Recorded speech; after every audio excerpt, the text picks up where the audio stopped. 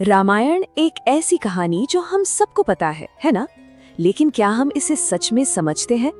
आज हम रामायण के उस मोड़ पर चलेंगे जहां एक आदर्श राजकुमार का कर्तव्य का दुख उसे विनाशकारी क्रोध की आग में झोंक देता है। तो सवाल यही है कि एक आदर्श राजकुमार जिसे मर्यादा पुरुषोत्तम कहा जाता है, वो दुनिया को तबाह कर देने वाले गुस्से की मूरत कैसे बन गया? चलिए वाल्मीकि रामायण के इस अहम हिस्से को करीब से देखते हैं और इस बदलाव को समझते हैं।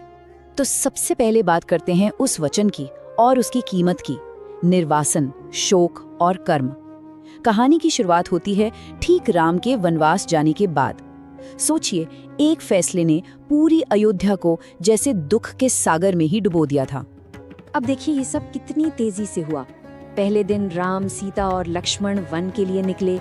अगले कुछ ही दिनों में राजा दशरथ की हालत बिगड़ने लगी। उन्हें अपना अतीत, अपनी पुरानी गलतियां सताने लगी और छठे दिन शोक में डूबे राजा दशरथ ने प्राण त्याग दिए। सातवें दिन भरत को वापस बुलाने के लिए दूत भेजे गए, पर राजा का ये दुख सिर्फ बेटे से बिछड़ने का नहीं था। नहीं, ये तो उनके कर्मों का फल था, एक पुराना हिसाब जो अब चुकता हो रहा था। तो ये कर्म क्या है? देखिए, कर्म का सीधा सा मतलब है कि किसी भी इंसान के काम और उनके नतीजे जो इस जन्म में या पिछले जन्मों में किए गए हों। राजा दशरथ को श्राप मिला था कि वो भी एक बेटे के वियोग में ही मरेंगे, ठीक वैसे ही जैसे उन्होंने कभी एक पिता को उसके बेटे से जुदा कर दिया था। तो दशरथ की मौत एक बहुत बड़ी सीख है कि कर्म का फल तो मिलता ही है, और यही घटना आगे जो कुछ भी होने वाला है उसकी एक बहुत ही गंभीर नींव रखती है। अब कहानी का दूसरा हिस्सा, एक ऐसा राज्य जिसे लेने से इनकार कर दिया गया। ये है महान बहस का किस्सा। सोचिए, एक तरफ राम जंगल में नई जिंदगी की आदत डाल रहे हैं और दूसरी तरफ उनके भाई भरत एक ऐसे राज्य में लौटकर आते हैं जिसे वो कभी चाहते ही नहीं थे। भरत अपनी माँ की साजिश से इतने गुस्से में थे, इतने ज्यादा कि उन्होंने सिंहासन को साफ साफ ठुकरा दिया। आप सोच सकते हैं, इतिहास में ऐसा कब हुआ है कि कोई राजकुमार गद्दी पाने के लिए नहीं बल्कि उसे लौटाने के लिए इतनी दूर जाए? भरत ने सत्ता को ठुकराकर कर्तव्य की एक नई मिसाल कायम कर दी। और फिर होती है वो महान बहस। एक तरफ भरत का तर्क था, राज्य आपका है, मैं अपनी माँ की हरकतों की निंदा करता हूँ, प्लीज वापस चलिए और राज कीजिए। तो दूसरी तरफ राम का तर्क था, पिताजी अपने वचन से बंधे थे और उस वचन और धर्म को निभाने के लिए मुझे वन में ही रहना होगा और तुम्हें राज करना होगा। ये सिर्फ गद्दी की लड़ाई नहीं थी, ये तो धर्म और कर्तव्य की बहस थी। दो भाई और दोनों ही अपनी अपनी जगह सही थे। तो समाधान क्या निकला? भरत इस बात पर राजी हुए कि वो राजा की तरह नहीं बल्कि एक ट्रस्टी की तरह राज करेंगे। और सिंहासन पर क्या रखा? राम की लकड़ी के खड़ाऊं, असली राजा के प्रतीक के तौर पर। तो मतलब ये हुआ कि अगले 14 साल अयोध्या पर किसी राजा ने नहीं बल्कि एक जोड़ी खड़ाओं ने राज किया। कमाल है ना? चलिए अब आगे बढ़ते हैं। इस बहस के बाद राम, सीता और लक्ष्मण जंगल में और भी अंदर चले जाते हैं और यहीं से कहानी में असली खतरे की एंट्री होती है। पूरे 10 साल शांति से गुजर गए। तीनों ने पंचवटी में अपनी कुटिया में एक बहुत ही शांत, सरल जिंदगी अपना ली थी। लेकिन ये शांति किसी बड़े तूफान के आने से पहले की खामोशी थी। और वो तूफान आया शूर्पणखा के रूप में, एक बहुत ही ताकतवर राक्षसी। वो राम को देखकर उन पर मोहित हो गई और शादी का प्रस्ताव रख दिया। जब राम और लक्ष्मण दोनों ने ही मना कर दिया तो वो गुस्से से आग बबूला हो गई। उसने सारा इल्जाम सीता पर डाल दिया और उन्हें मारने और खाने के लिए झपटी। सीता को बचाने के लिए लक्ष्मण ने शूर्पणखा पर वार किया और उसकी नाक और कान काट दिए। बस यही एक घटना, यही वो चिंगारी थी जिसने आगे चलकर एक भयानक युद्ध की आग लगा दी। अब बात करते हैं रावण के धोखे की और सीता के अपहरण की। शूर्पणखा के अपमान की चीख जब उस दौर के सबसे शक्तिशाली राजा, राक्षसों के राजा रावण तक पहुंची, तो धोखे और अपहरण की एक बहुत ही भयानक साजिश ने जन्म लिया। लेकिन सवाल ये है कि रावण ने सीता का अपहरण करने का फैसला क्यों किया?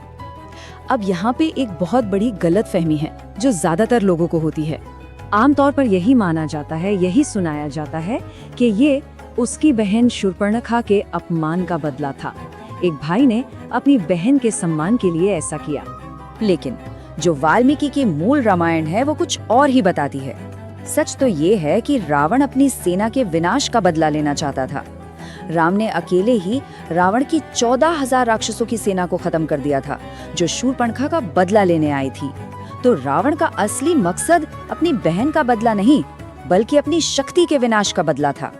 सीता का अपहरण असल में राम को तोड़ने के लिए एक युद्ध की चाल थी, और इस चाल को अंजाम देने के लिए एक पूरी योजना बनाई गई।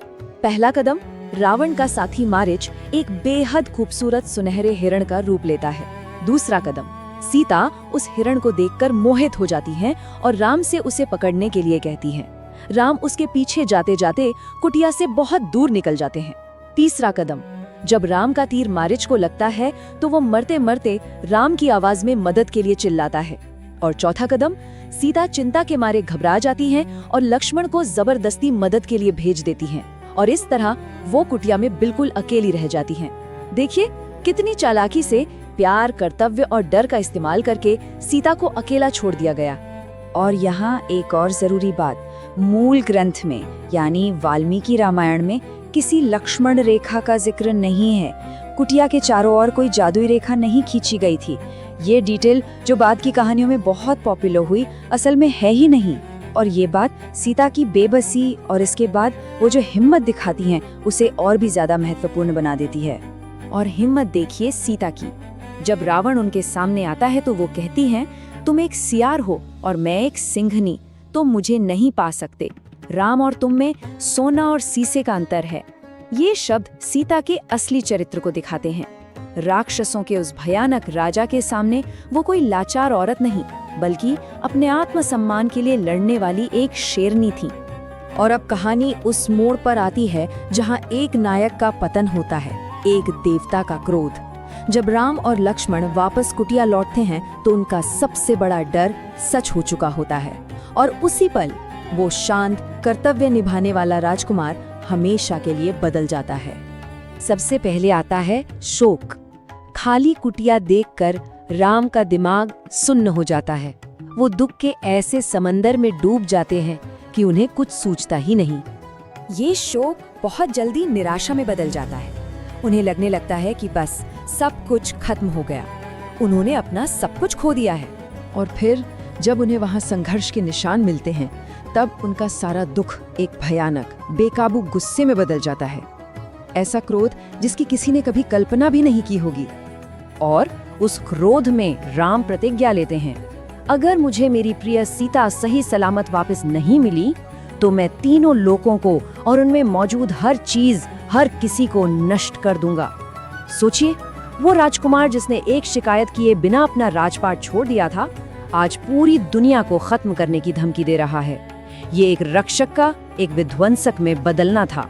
तभी मरते हुए गिद्धराज जटायु उन्हें पहला सुराग देते हैं कि रावण दक्षिण दिशा की ओर गया है, और यहीं से उस खोज की शुरुआत होती है जो पूरे महाद्वीप में फैलेगी और ब्रह्मांड को हिला के रख देगी। तो सवाल यही है कि जब एक देवता गुस्से में आ जाता है तो क्या होता है, और जो खो गया है उसे वापस पाने के लिए इंसान या देवता किस हद तक जा सकता है।